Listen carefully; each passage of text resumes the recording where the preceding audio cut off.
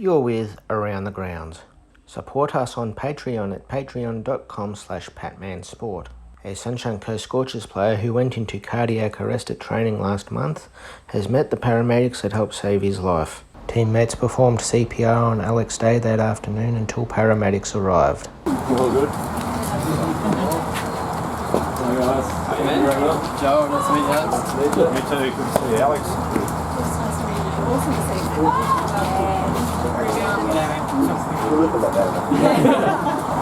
Thank you. So good.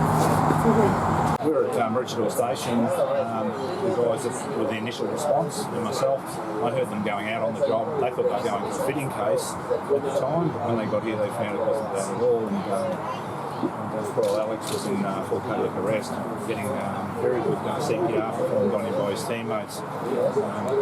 So they, as normally with our guidelines, we called for assistance, and I was activated then. So by the time I arrived here, the boys had done a really good job. So they defibrillated Alex 3 times, so his heart was out of rhythm altogether. There was no pulse, and that's what he needed to get his heart started. And that's what happened. So when I got here, we were popping him on the bed, we're going in the car. So it's all time critical stuff, so everything's got to be done bang, bang, bang, and it was really well. He's extremely lucky. Someone of that age to have this happen, like it's like 1 in 5% with all our cardiac arrests. He's the youngest I've had from a cardiac arrest, so everything was lining up for him that day. Beautiful, perfect CPR, defibrillation, early defibrillation, into the hospital quickly, and the hospital lived there a bit as well. They did a tremendous job as well, and we can see the benefits of it here today. So recovery-wise, I'm in the middle of a cardiac rehab program. I've got 2 classes left of that. Then I'll speak to the exercise physiologist and the cardiologist as to what I'll do, following the end of that program. But it'll most likely be just continually slowly building the exercise, and then hopefully get back into full intensity training at some stage. And then before I can play sport, I'll have to come off some of the medication that I'm on. Day expects to make his return to the Scorchers side next season.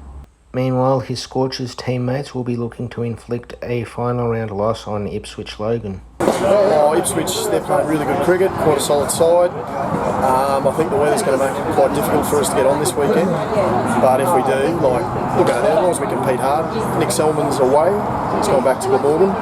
But we've got a good competitive unit. We'll go there and compete hard, and as a coach, that's all I've ever asked for. When will the decision be made about the game on the weekend? It could be Sunday morning. It just depends how much more rain we get. But it's not looking great. Yeah, Ipswich are coming second on the ladder, so they're automatically going through the finals. So if we can put a win on the board, finish our season strongly, and send them into the finals with a bit of a hiccup. I guess they've got very strong batters and bowlers in their lineup.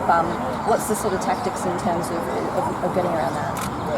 Just bowl to our plans, so bowl boring, and hopefully they make a mistake, and our batters just have to do a job and score more runs, obviously. You'll be without Nick Selman, but Brendan Schultz will be stepping up. Is that kind of the goal to blood those younger players now at this point? So the young fella Schultz, Brendan's done really well this year, and made his debut earlier in the season, and going back to 2, still scored runs, so hopefully he can come up again and do his second score runs. In local cricket, Gympie will be out to spoil a few parties at Keith Hackney Oval Saturday. The Gold will be aiming for at least a first innings win against Maroochydore, while hoping Nambour can knock off Caloundra. Such a result would see them sneak into the finals at Caloundra's expense and spoil Maroochidore's old boys' day. To rugby union, the Sunshine Coast Stingrays will play Townsville in a curtain raiser to a Super Rugby match on March 27. That night, the Queensland Reds will play the ACT Brumbies. Before then, the Reds have 3 more games. This weekend, they're up against the Sharks. We've got a really tough opponent this week with the Sharks. They've been outstanding for the start of the season, and it's going to be a good tussle. 3 weeks of good performances, but not just getting the points. How hard was it to keep that level of confidence in this young side, knowing that if they do the right things and the process is right, they'll get the biscuits? Yeah, they were frustrated because they're expecting they put a lot of hard work in, so they're looking for a reward for effort, which I believe in as well. And they weren't sort of like, I didn't sense in the group that they were doubting or anything.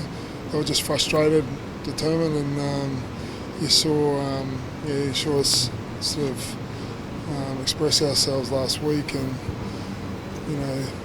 but as I said last week, that's just one game, and as you said, it's how important is it to back up again? So, it's I like where the guys' heads are at, but they've got to front again. Is that kind of rugby, that expansive running rugby, the style that you want to play? Mate, if you look at any time in my career, I know people probably know me as a sort of staunch, sort of hit-up guy or tight guy in rugby, but with the Broncos we played attractive rugby, the Crusaders, the All Blacks.